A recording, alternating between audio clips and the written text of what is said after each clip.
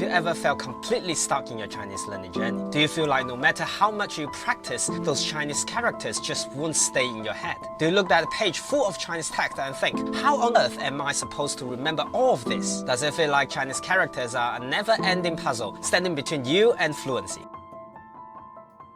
You are not alone. What if I told you it doesn't have to be this hard? There are proven methods that can make Chinese characters feel logical and even easy. Today, I will cover 4 points to help you learn Chinese characters more efficiently, so you can understand them better, overcome common challenges, and learn more efficiently. Wants to boost your Chinese vocabulary fast? Grab my free resources in the description and master 50 essential Chinese words in a short period. So, why does Chinese characters feel so hard to learn? The first reason is simple. Chinese characters don't work like the writing system you are used to. If you are a native English speaker or have learned another alphabet-based language, you expect the letter to represent sound. You can usually guess how to pronounce a word even if you have never seen it before. But Chinese is different. There is no alphabet, no straightforward link between sound and meaning. Each character has to be learned on its own. The vast number of characters. You might have heard there are over 100,000 Chinese characters in total. That sounds terrifying, but the good news is you don't need all of them. To read about 90% of common text, you only need around 3,000 characters. For everyday conversation, 1,000 to 1,500 are enough. That's still more than the 26 letters in English alphabet, but compared to the 30 to 40,000 words commonly used in English, it's not that many. With time, repetition, and effort, you can build a strong foundation. There's handwriting complexity. When learning English, once you know how to write letters, you can form any word. But in Chinese, each character has its own unique structure, and some have more than 10 strokes. It's easy to forget how to write them, even if you can recognize them in text. It's the same for native speakers. With computer and smartphones doing most of the writing these days, even native speakers often forgot how to handwrite certain characters. That's why regular practice is so important. And lastly, similar looking characters and homophones. Many characters look incredibly similar. It's easy to mix up 日, sun, and 木, eye, or 土, earth, and 士, soldier. One tiny difference can completely change the meaning, which makes reading and writing even more difficult. Chinese also has many homophones, words that sound exactly the same but are written differently. The word 士 alone can be written in more than 10 different ways, each with a different meaning. This problem isn't as hard to solve as it seems. First, we can focus on high-frequency characters.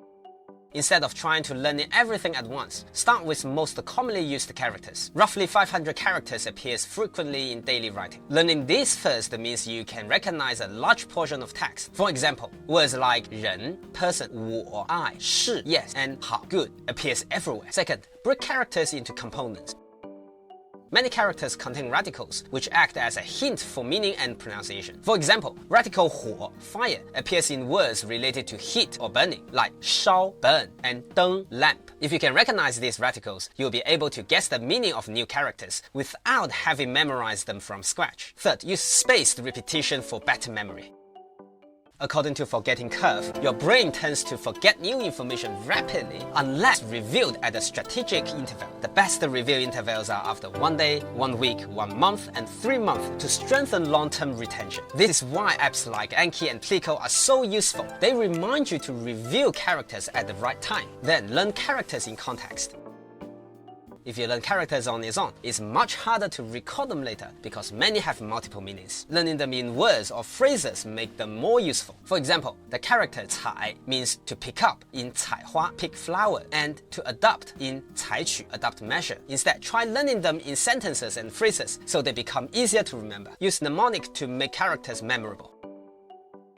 Creating stories or images in your mind helps you link a character's shape to its meaning. For example, take the character 火, fire. It looks like flame rising and appears in words like 炎, flame, and 烟, smoke, reinforcing its connection to fire-related meanings. The weirder the image, the more likely you are to remember it. Then practice writing in a smart way.